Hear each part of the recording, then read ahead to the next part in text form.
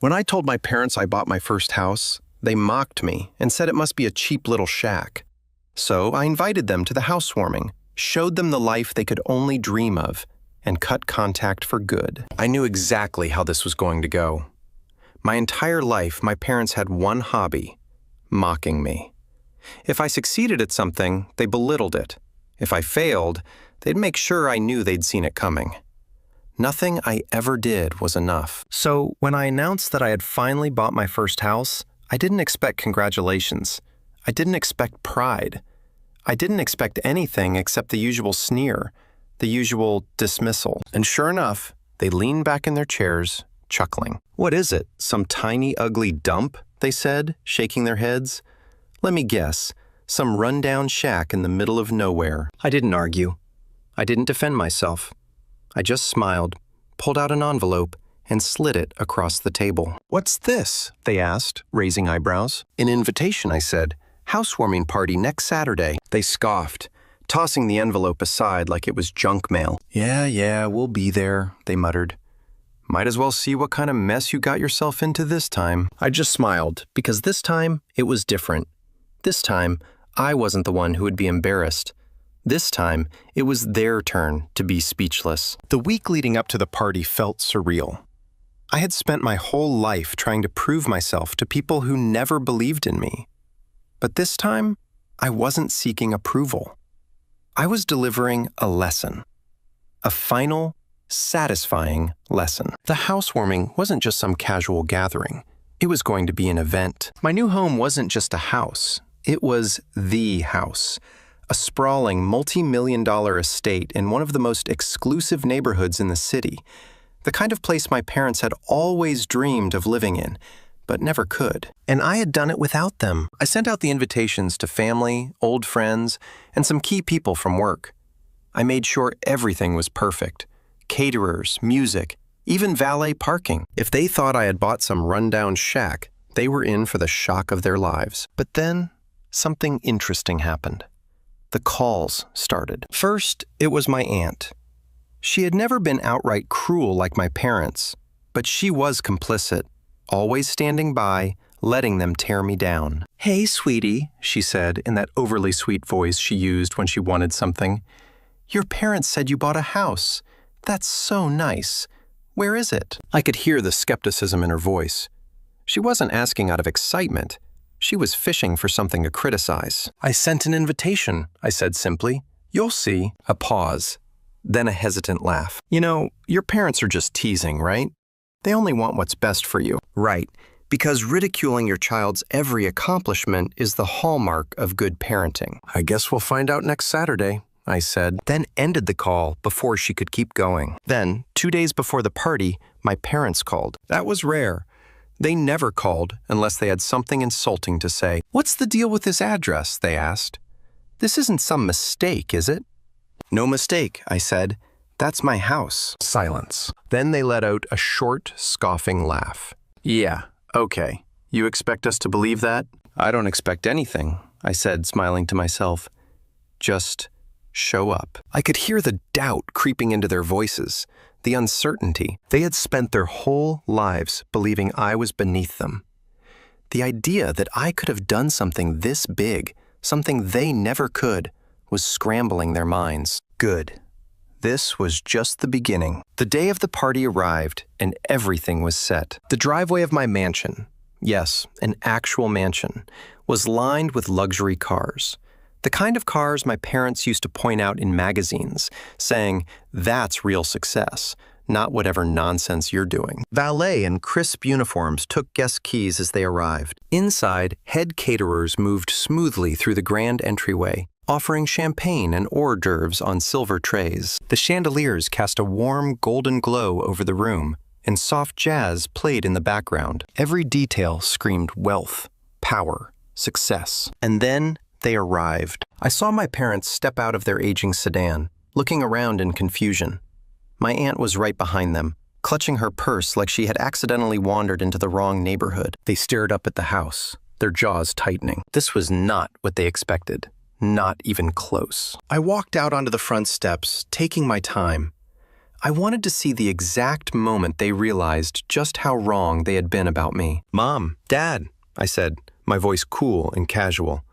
"Welcome to my home." They blinked, their mouths opened slightly, but no words came out. For the first time in my life, my parents were speechless. I led them inside, where guests were already mingling, some of them people they used to admire from afar. A well-known businessman shook my hand.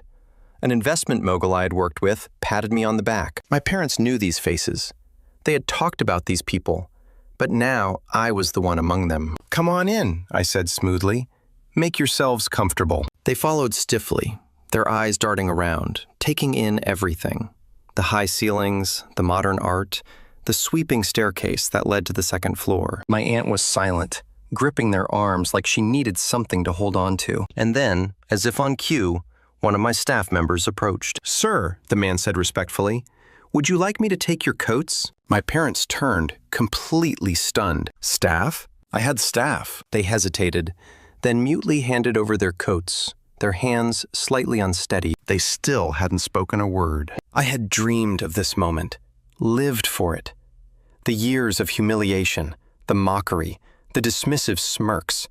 It had all led to this. And I wasn't done yet. "Let's have a drink," I said, leading them into the lounge. I poured myself a glass of whiskey and gestured for them to sit. They lowered themselves into the plush leather chairs, still looking dazed. I took the seat across from them, swirling my drink slowly before taking a sip. Then I leaned forward, locking eyes with them. "You always told me I'd be nothing," I said quietly. "You laughed at me, humiliated me, made me feel worthless." Their faces twitched, their fingers clenched against the armrests. "But look around." I gestured at the house, the guests, the success dripping from every corner of the room. "I built this without you, in spite of you." They inhaled sharply, nostrils flaring, but they still didn't speak because, for the first time in my life, they had nothing to say. And I wasn't finished. I let the silence stretch between us, savoring it. For years, they had filled every quiet moment with criticism, every achievement with backhanded remarks. But now, they were just sitting there, gripping the chairs like they needed to hold on to something solid. I took another slow sip of my whiskey. "What's wrong?" I asked, tilting my head. "Not what you were expecting?" They swallowed hard. "This?" They cleared their throats. "This isn't yours." I smirked. "Oh." They shook their heads. "You didn't do this on your own." There it was, the last desperate grasp at control. The idea that I, the child they spent their lives mocking, could have achieved all this without them was too much for them to process. I leaned back, letting my glass rest on the table. "Tell yourselves whatever you want, but the reality is right in front of you." I gestured around the room. "I built this life. You had nothing to do with it." Their faces darkened, but before they could say anything, my aunt finally spoke. She glanced around, her voice small. "We didn't know you were doing so well." I raised an eyebrow. "No, you didn't, because you never cared to ask." She flinched. My parents just clenched their jaws, their pride fighting against the obvious truth in front of them. And then I went for the final blow. I leaned in, lowering my voice just enough to make it personal. "I invited you here for one reason," I said, my tone like steel. "So you could see what you'll never be a part of." My parents' eyes widened. "This is my life now," I continued. "And you," I smiled coldly, "you're nothing to me." Their hands curled into fists, their faces turning red. "You ungrateful little—" I lifted a hand, cutting them off. I said calmly. Then I turned slightly and made a small motion with my fingers. Security stepped forward. Two large men in suits approached smoothly, standing just behind them. My parents blinked, their mouths opening slightly in shock. "You're done here," I said. "Escort them out and make sure they never set foot on my property again." My aunt gasped. "Wait." "No," I said firmly. "I spent years putting up with their garbage, years of being laughed at, disrespected, made to feel like nothing." I stared directly at my parents. "Not anymore." The guard stepped forward. They looked between them and me, breathing heavily. Their faces were a mix of rage, humiliation, and something else. Something that almost looked like defeat. But they didn't fight it. They stood slowly, straightened their jackets, and gave me one last look. Then they turned and walked out. I exhaled, letting the weight of the moment settle. For the first time ever, I had the power. And my parents? They were nothing more than a bad memory, one that would never haunt me again. As the door shut behind them, a quiet ripple went through the room. A few guests glanced over, curious but polite enough not to ask. The music played on, the clinking of glasses continued, and just like that, they were gone. I exhaled slowly, feeling something in my chest unravel. For years I had carried their words, their mockery, their doubts, but now they were out of my house, out of my life, and for the first time ever, I felt free. I turned back to my guests, plastering on an easy smile. "Well," I said, raising my glass, "now that the entertainment is over, let's enjoy the night." A few chuckles, a clink of drinks, and just like that, the celebration continued.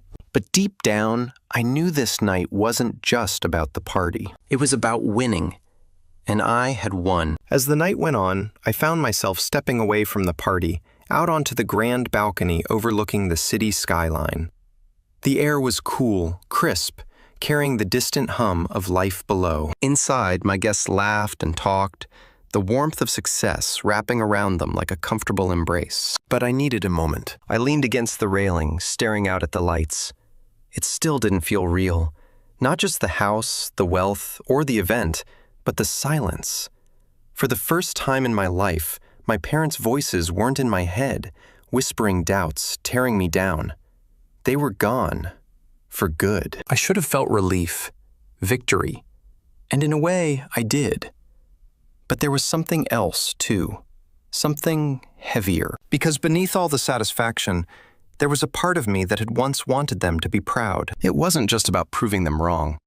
A long time ago, before I truly understood who they were, I had wanted them to see my worth, to recognize that I had worked, that I had fought, that I had built something incredible. But tonight made it clear they never would, and that was their loss. I took a deep breath, letting the thought settle, and then I let it go. I had spent too much of my life chasing validation from people who never deserved that power over me.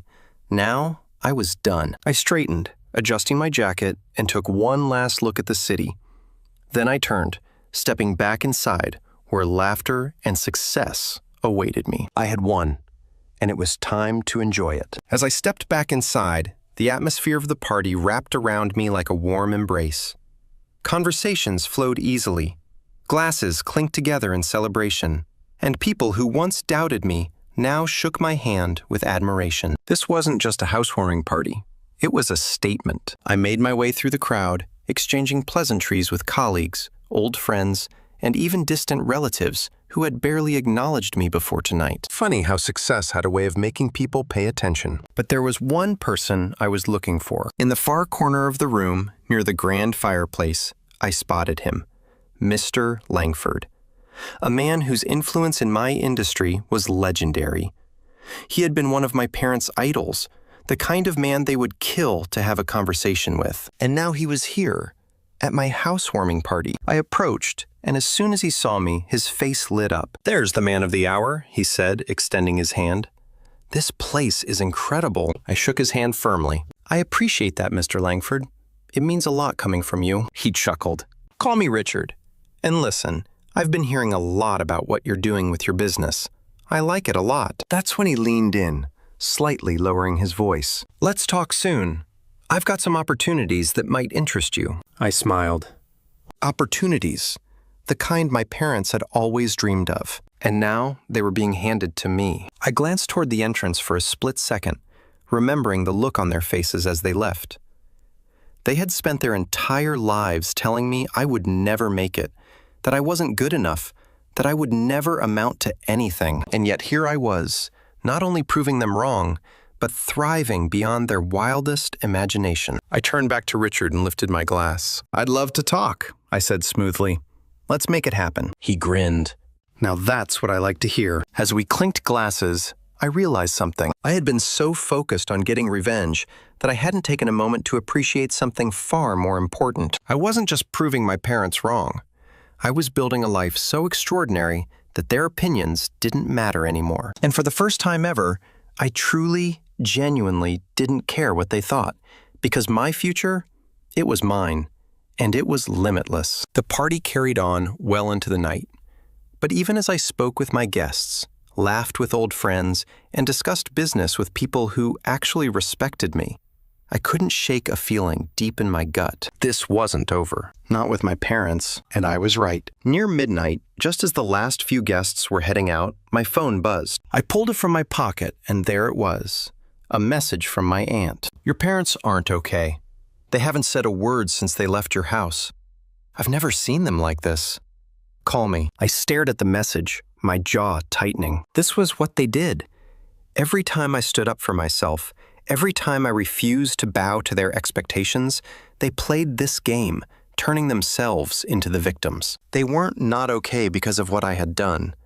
They were like this because, for the first time in their lives, they weren't the ones in control. Still, something in me hesitated. A small, bitter part of me, the part that had once craved their approval, wondered if this was finally it. If maybe, just maybe, this was the moment where they would admit they had been wrong. So, I did something I hadn't planned on doing. I called. The line rang once, twice. Then my aunt's voice, tight and anxious. Thank God.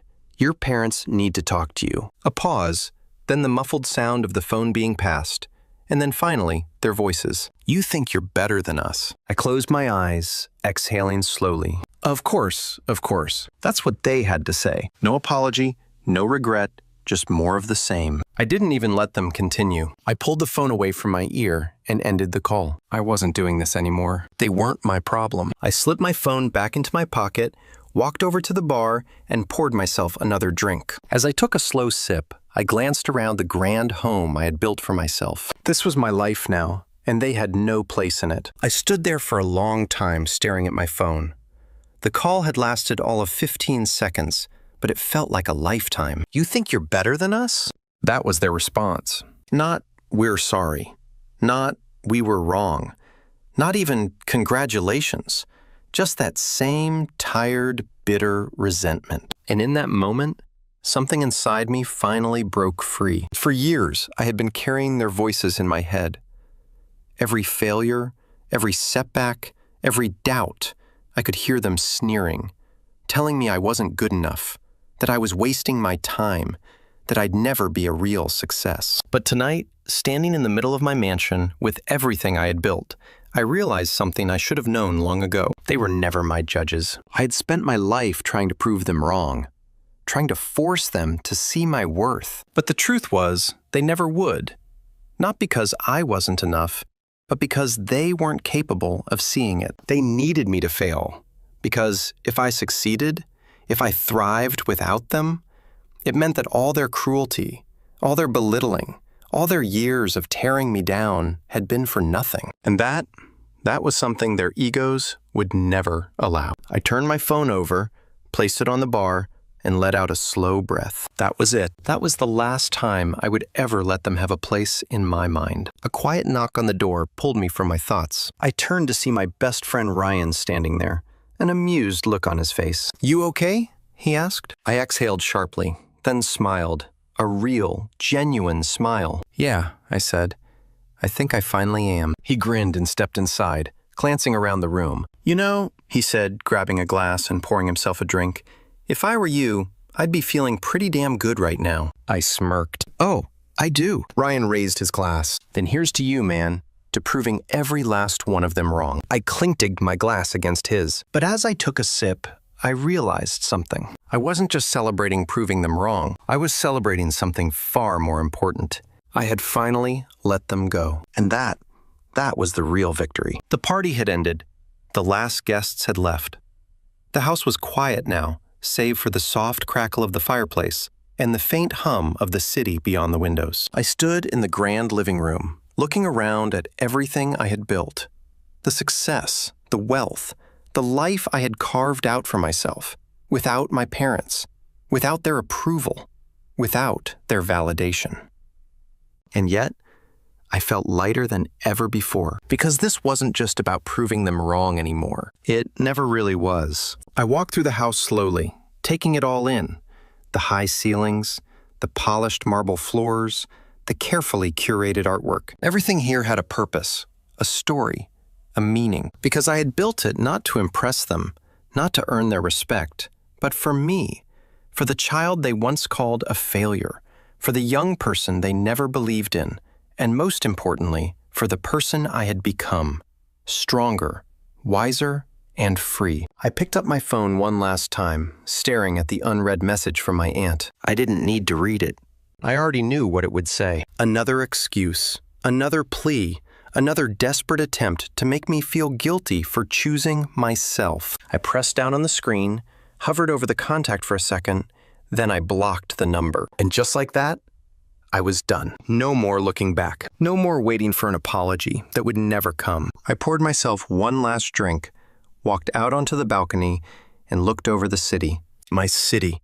The place where I had built my empire. The place where I had created something greater than they could ever imagine. This was my legacy. And for the first time in my life, it belonged to me. Not them, just me. And that was all I ever needed. 6 months later, I sat in my office overlooking the city skyline. The morning sun cast long shadows across my desk, where financial reports showed another quarter of exceptional growth. My company had just acquired our third startup of the year, and the board couldn't be happier. My assistant knocked lightly on the door. "Mr. Langford is on line 1, she said. I nodded, picking up the phone. Richard had become something of a mentor since the housewarming party, opening doors I hadn't even known existed. "The deal's going through," he said without preamble. "You'll be the youngest person ever appointed to the National Business Council." I leaned back in my chair, allowing myself a small smile. The council was exclusive, invitation only, and comprised of the most influential business leaders in the country. My parents had spoken about it for years, as if it were some mythical place they could only dream of. "That's great news," I said. "I appreciate your support." After we hung up, I swiveled my chair to face the window. Below, the city hummed with life, a constant reminder of how far I'd come. But despite all the success, there was still something gnawing at me, a hollowness I couldn't quite name. My phone buzzed. A text from Ryan. "Dude, did you see the news?" I hadn't. Opening my browser, I quickly found what he was referring to. My parents' business had filed for bankruptcy. The company they had used to belittle my own ambitions was collapsing. I stared at the screen, waiting for the satisfaction to come. It didn't. Instead, I felt nothing. Not joy, not vindication, just emptiness. I set my phone down and returned to work, but the thought lingered. By evening, after everyone else had gone home, I was still at my desk, turning it over in my mind. Why didn't I feel anything? The answer came unexpectedly. Because I didn't care anymore. Their failure wasn't my victory. My success wasn't about them. It never had been. I had just been too caught up in proving them wrong to see it. 2 weeks later, I was having dinner with Elise, a brilliant architect I'd been seeing for the past few months. We were discussing plans for a new community center my foundation was building in the neighborhood where I grew up. "I think we should include a business incubator," she suggested. "A place where people with good ideas but no connections can get their start." I nodded, thinking of my own beginnings. I like that. People shouldn't need wealthy parents or Ivy League connections to have a shot. She studied me for a moment. "You never talk about your family." I shrugged. "Not much to say. Everyone has something to say about their family," she replied, her eyes gentle but challenging, even if it's why they don't talk about them. I looked away, uncomfortable with her perception. "We're not close." "I gathered that," she said. "But it's been 6 months since I've known you, and you've never once mentioned them except in passing." I took a sip of wine, buying time. They weren't supportive. Elise nodded slowly. "And how is that working for you?" "Fine," I said automatically. Then, more honestly, "I don't know." 3 days later, I found myself driving through my old neighborhood. I hadn't planned to go there. I hadn't been back in years. But something about my conversation with Elise had unsettled me. I slowed as I passed the modest 2-story house where I'd grown up. There was a for sale sign in the yard. Of course there was. With the bankruptcy, they couldn't afford to keep it. I drove on, telling myself I was glad.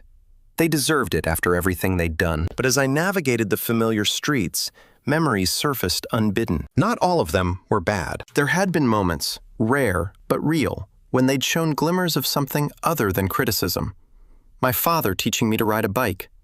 My mother staying up all night when I had a fever. Small kindnesses almost forgotten beneath the weight of everything else. When I arrived home that evening, I poured myself a scotch and stepped out onto the balcony. The city lights stretched endlessly before me, a testament to human ambition and frailty alike. I thought about power, how desperately my parents had clung to the illusion of it, and how empty the reality felt now that I had it. What was the point of all this success if it hadn't healed anything? The next morning, I called my lawyer. "I want to buy a house," I said.